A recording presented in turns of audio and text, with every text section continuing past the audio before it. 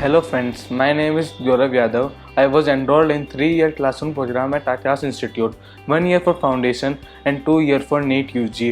Class 8th के अंदर मेरा इंटरेस्ट बायोलॉजी में बहुत अच्छा था और मेरे टीचर्स और मेरे कज़न ब्रदर जो कि एल्यूमनाई हैं मौलाना आज़ाद मेडिकल कॉलेज से, उन्होंने मुझे मोटिवेट किया कि मैं मेडिसिन को एज अ कैरियर चूज़ करूं।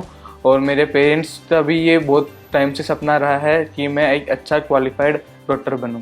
एमथे के बारे में मेरे टीचर्स ने मुझे बताया, इस एग्ज़ाम को बहुत सारे बच्चे हमारे देश में देते हैं और मैंने अपना पोटेंशियल चेक करने के लिए एग्ज़ाम 10th क्लास में दिया था और मेरी ऑल इंडिया रैंक 17 आई थी और मुझे 100% स्कॉलरशिप मिली थी। मेरी प्रिपरेशन स्ट्रेटजी ये थी कि मुझे सारी क्लासेस अटेंड करनी है, सारे एग्ज़ाम्स देने हैं और जो भी एग्ज़ाम्स की मैंने एरर किए हैं उनकी एनालिसिस अच्छे से करनी है। आकाश स्टडी मटेरियल ने भी मेरी प्रिपरेशन में काफ़ी हेल्प की है। इसने मेरी प्रिपरेशन को इफेक्टिव बनाया है और NCERT मैप्स से मैं किसी भी चैप्टर को जल्दी से रिवाइज कर सकता था और उसमें NCERT की सारी चीज़ें कवर होती थी। और आकाश में लास्ट में FTS नाम की सीरीज़ चली थी, फाइनल टेस्ट सीरीज़, इससे मेरा कॉन्फिडेंस बहुत बूस्टअप हुआ। NCERT is considered as Bible for the NEET examination. मैंने NCERT को 4 से 5 बार पढ़ा और सारे इंपॉर्टेंट पॉइंट्स को अंडरलाइन किया, हाईलाइट किया।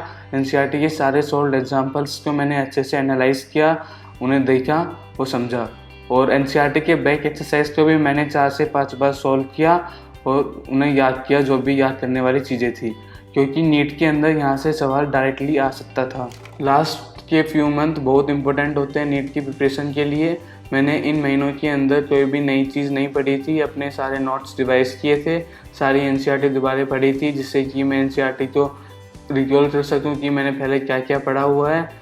और मैं डेली 2 PM से 5 PM एक प्रैक्टिस पेपर देता था जिससे कि मेरी एक हैबिट बन जाए कि मैं इस टाइम के ऊपर 720 मैथ्स का पेपर अटैम्प्ट कर सकूं नीट वाले दिन भी फुल एक्यूरेसी के साथ।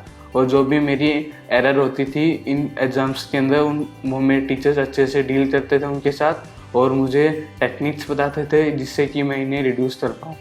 Every journey is up and down but my journey starts with a down.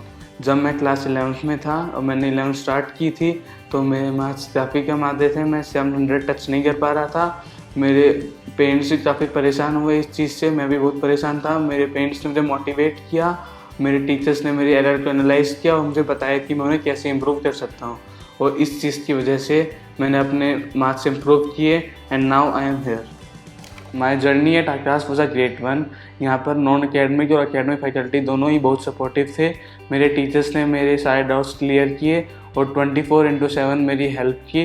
तब भी मैं डाउट पूछता था, उन्होंने उसी टाइम उसी डाउट के ऊपर रिप्लाई करते थे और उसे सोल्व करके मेरे पास सॉल्यूशन भेजते थे जिससे कि मेरी प्रिपरेशन अच्छी बनी रहे। नीट एक्सपीरियंस को मैं ये एडवाइस देना चाहता हूँ कि सारी क्लासेस रेगुलरली अटेंड करें, सारे एग्ज़ाम रेगुलरली दें और NCERT को बार बार पढ़ें, जितनी बार हो सके उतनी बार पढ़ें, क्योंकि पूरा पेपर NCERT से आने वाला है। हमें पता है कि पेपर कहाँ से आने वाला है तो हम उस पेपर को आराम से क्रैक कर सकते हैं उस चीज़ को बार बार पढ़ के।